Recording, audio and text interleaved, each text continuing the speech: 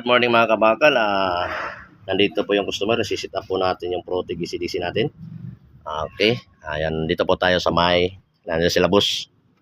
Sa may Pangpanga. Ayan mga kabakal. Try natin dito sa stainless nga. 6mm. Parang familiar ka sa akin sa mukha eh. Hindi sir, dami kasing kamukha eh. Ganun ba? Yan. Kabakal po, no? Kabakal Rocky. Kabakal ka. Oh, kung may mga question kayo sir, pwede naman kayo magtanong. Doon sa Kabakal Rocky, no? Yeah.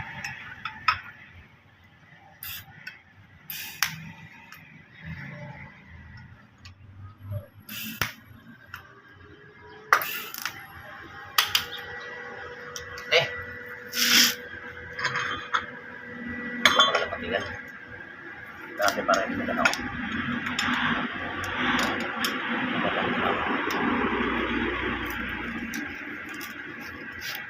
Wait.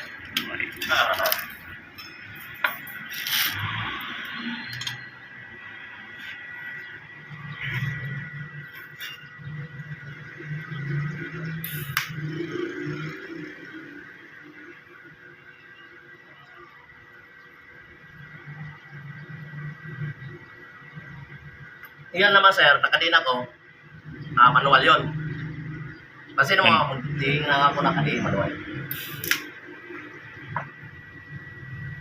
Now, obligado yung pindutin po magdamag po, no? Oo, okay. Tapos, yan yung kanya.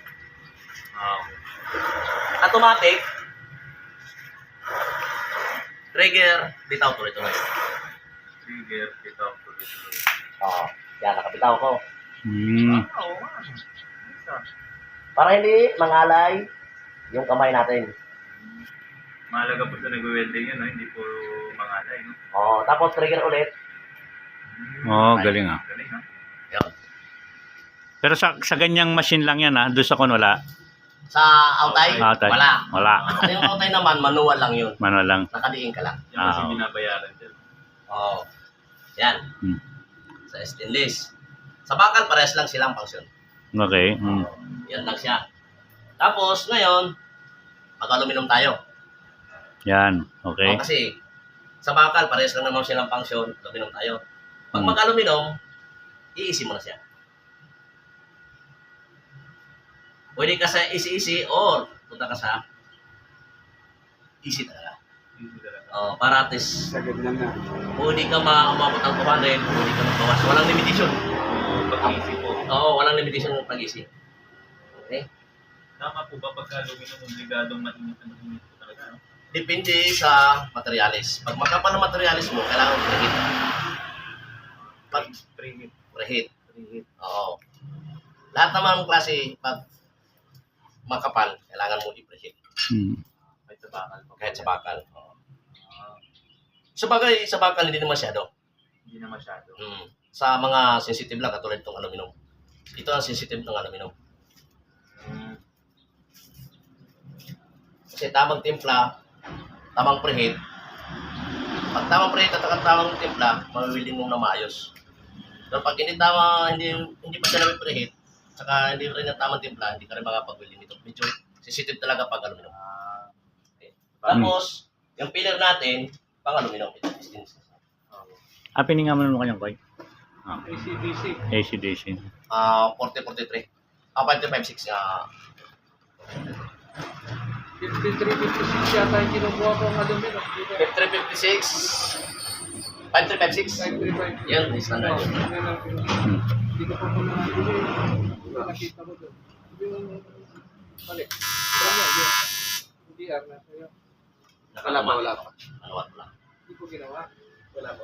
Pagdating po, manual Ayun. po. Koy tuner tang kana ko ne. Tang order ko ne. Hoy, meron pa. Awa. Magalaw-galaw eh. Anta. Kukuha siya isa. Kaya koy punta na ako kita koy. Okay lang yan. Okay.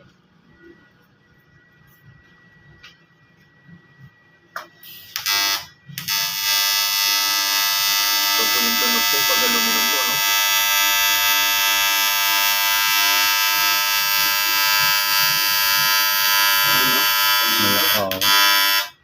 Galing na wala lang oh. Parang hinang ng yung mga bike. Oo. Magaling lang yung makina. Hindi. Kasi, parang riders yan eh. Oo. Pag hindi magaling yung motor, hindi makapag-racing na maayos. Tama. Oo. Oo. Mukhang nagmumotor ka, sir, ah. Ha? Nagmumotor ka ba? Nagmumotor ako sir, walang lisensya. Ito anak ko, yun mo naman makitaan mo. Mamaya. Ayan Kita. sir. Simple lang. Wala nang ibang gagalawin. Hmm.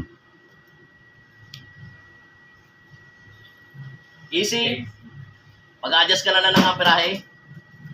Yun na yun. Galing, ah. Ito, I think, ang kapal nito is 2. To- Isipin mo sa 2mm, sensitive yun. Hmm. Mabilis mabutas. Oo. Oo. So, wala siyang limit. Pag kahit 200, okay lang, no? Okay lang, depende na lang sa welder. Sa welder. Oo. Pag binabad mo, butas, no? Butas talaga. Um, Ang welder kasi kung mahilig siya sa 200 o malakas yung amperahe, tapos mabilis yung kamay niya, okay lang yan. Kasi mayroon din welder nga. Mababang pirahe, tapos ang takbo ng kamay niya mabagal. mabagal. Oo. Pero, yung hinang niya, okay pa rin. Okay. Ang oras pa rin up down. Kursuhan din. Kursuhan. Kasi may welder din nga, malakas yung amperahe, pero bilis talaga ang kamay. Depende. Ako nasa gitna lang ako. Okay.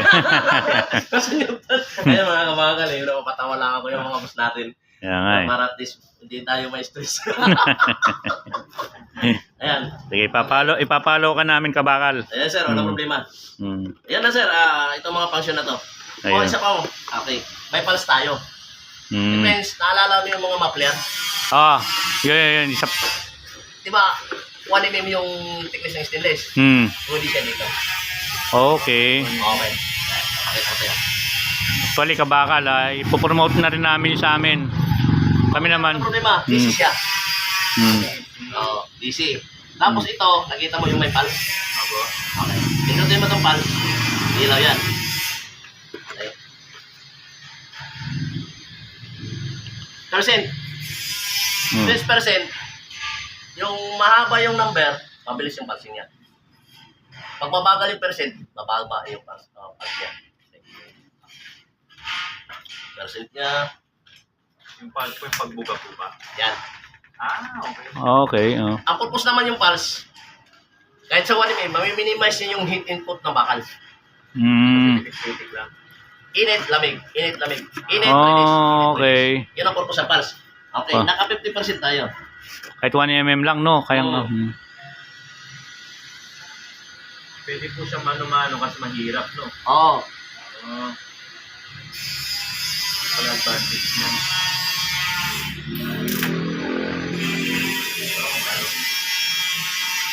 The more po na tumataas yung numero po, Mabilis yung pulse niya. mabilis po yung pulse niya. Oo. Pero heavy duty na rin yan, yung unit. Kaya na rin. Ano ito, sir? I did not heavy duty.